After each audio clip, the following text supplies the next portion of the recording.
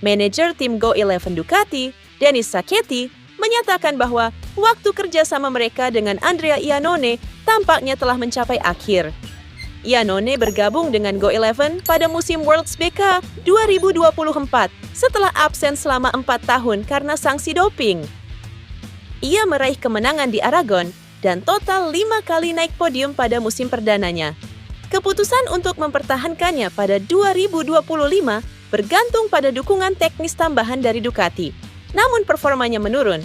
Setelah podium di Australia, ia hanya sekali masuk posisi 6 besar di Cremona. Karena hasil kurang konsisten di tahun 2025, tampaknya ini akan menjadi musim terakhir kerja sama Iannone dengan Go11. Sacchetti menyebut mereka sudah mengevaluasi alternatif untuk musim 2026. Ia mencatat bahwa potensi tim seharusnya bisa menarget podium setiap balapan, tetapi mereka tidak memaksimalkan apa yang ada. Rencana Honda HRC untuk menurunkan 3 pembalap di ajang ketahanan Suzuka 8 Hours edisi ke-46 harus berubah mendadak. Salah satu kandidat utama, Xavi Vierge, gagal tampil bukan karena cedera atau performa, melainkan karena ditolak oleh pihak berwenang Jepang dalam proses pengajuan visa kerja.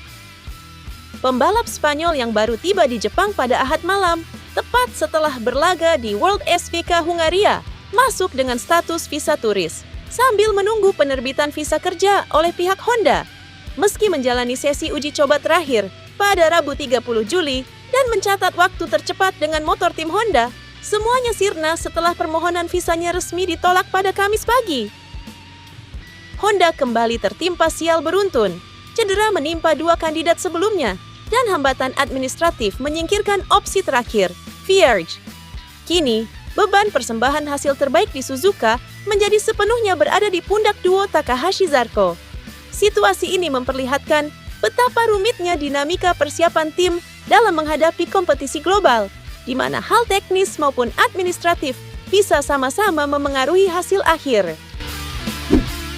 Pembalap pramat Yamaha, Jack Miller, selamat tanpa cedera setelah mengalami kecelakaan kecepatan tinggi saat sesi kualifikasi Suzuka 8 Hours pada Jumat, 1 Agustus.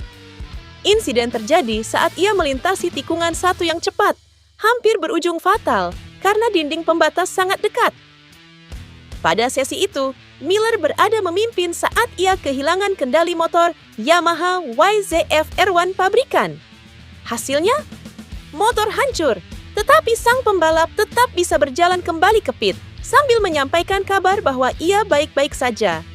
Menurut pengakuannya kepada FEM Endurance World Championship, masalah utama terletak pada pengereman. Walaupun kehilangan kontrol di tengah sesi 20 menit, catatan lap tercepat Miller mencapai 2 menit 05,816 detik, cukup untuk membuatnya. Dan tim Yamaha Racing finish di urutan ketiga secara keseluruhan, berdasarkan rata-rata waktu bersama Andrea Locatelli dan Katsuyuki Nakasuga. Dengan hasil tersebut, tim Miller lolos ke top 10 trial hari Sabtu, meski memulai dari urutan nasional ke-8 dalam sesi itu. Dengan dibelinya mayoritas saham Dorna Sports oleh Liberty Media baru-baru ini, komunitas penggemar motorsport kembali dibikin bertanya-tanya, apakah MotoGP dan Formula One benar-benar akan balapan di trek dan hari yang sama pada masa mendatang? Uniknya, gagasan ini sudah muncul pada 2023, jauh sebelum Liberty terpikir untuk membeli Dorna. Sporting Director Dorna Sports, Carlos Ezpeleta, tak memungkiri menggelar MotoGP dan F1 di sirkuit, dan akhir pekan yang sama memang sangat menarik. Apalagi jika menyorot misi Liberty memperkenalkan MotoGP kepada audiens yang lebih luas. Namun, ia juga yakin semua ini takkan mungkin lepas dari sejumlah tantangan berat. Sebagai catatan, saat ini hanya 5 sirkuit di dunia yang menggelar MotoGP dan F1, yakni Lusail, Catalunya, Red Bull Ring, Silverstone, dan Circuit of the Americas. Ezpeleta juga menyatakan bahwa strategi penjualan tiket harus dikaji karena karakter fans MotoGP dan F1 cukup berbeda. Selain itu, Espeleta juga menegaskan bahwa infrastruktur sirkuit yang dibutuhkan MotoGP sangatlah berbeda dari F1. Misalnya, MotoGP tak bisa digelar di sirkuit-sirkuit jalanan, yang kini justru terus diperbanyak di kalender F1. Selain itu, sebuah sirkuit harus menyediakan garasi yang cukup banyak untuk semua tim dari kedua kejuaraan.